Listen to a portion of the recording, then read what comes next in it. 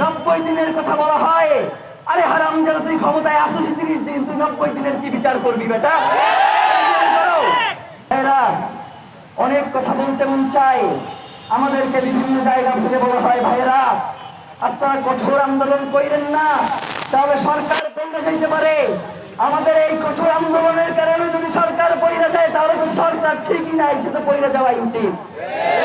সরকারের যদি এই সামান্য আমাদের এই বক্তব্য যদি সহ্য না হয়, তারা যদি এই ছোট্ট অল্প পরিসরের মানুষগুলোকে মনে করে তারা হুমকি, যেই মানুষগুলো বাংলাদেশের স্বাধীনতা সার্বভৌমত্বকে টিকিয়ে রাখতে চায়, তাদেরকে যদি তারা হুমকি মনে করে, তাহলে আমরা মনে করছি যারা এখন সরকারে রয়েছে তারা বাংলাদেশের স্বাধীনতা সার্বভৌমত্বের শত্রু, তারা বাংলাদেশের ইনসাফ কায়েমের শত্রু, তারা বাংলাদেশের স্থিতিশীলতার শত্রু। সুতরাং আমরা ইনকিলাব মঞ্চ আপনাদেরকে জানিয়ে দিতে চাই, আমরা গতকালকে আপনাদের মাধ্যমে 3 দফা ঘোষণা করেছি। এখন পর্যন্ত আমাদের কাছে এর কোনো সুনির্দিষ্ট ব্যাখ্যা এসে উপস্থিত হয় নাই। 90 দিনের কথা বলা হয়। আরে হারামজাদা, তুই ক্ষমতায় আসিস 30 দিন, তুই 90 দিনের কি বিচার করবি বেটা?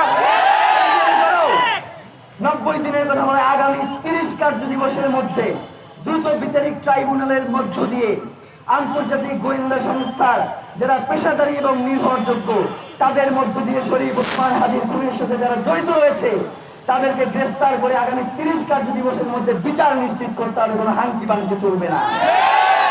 প্রিয় ভাইয়েরা, আমরা বলেছি, আমাদেরকে এখনো বিভিন্ন মাধ্যম থেকে জানানো হয় যে শহীদ ওসমান হাদিকে যারা হত্যা করেছে তারা দেশেই রয়েছে, এবং আমাদেরকে বলা হচ্ছে যে 25 তারিখে সকলে জনাব তারেক রহমান দেশে আসবেন, তার জন্য জনগণ তোলা হয়ে থাকবেন।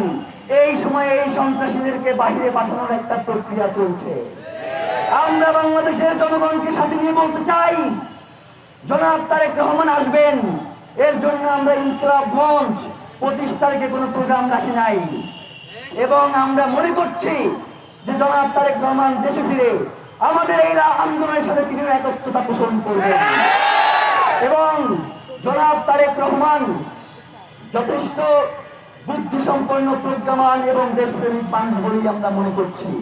সুতরাং তিনি বাংলাদেশের স্বাধীনতা সার্বভৌমত্ব বিনষ্ট হয়, বাংলাদেশ ইনসাফ কায়েমের যে লড়াই সেটা বাধাগ্রস্ত হয়, দেশপ্রেমিক তারেক রহমান এই ধরনের কোন সিদ্ধান্ত নেবেন না। তিনি অবশ্যই যাতে অতি দ্রুত ওসমান হাদির খুনিদেরকে বিচারের মুখোমুখি করা যায় এবং 30 দিনের মধ্যে সেই বিচার কাজ সম্পন্ন করা যায়, সেক্ষেত্রে তিনিও আমাদের সাথে একত্রতা পোষণ করে এই আন্দোলনে সামিল হবেন।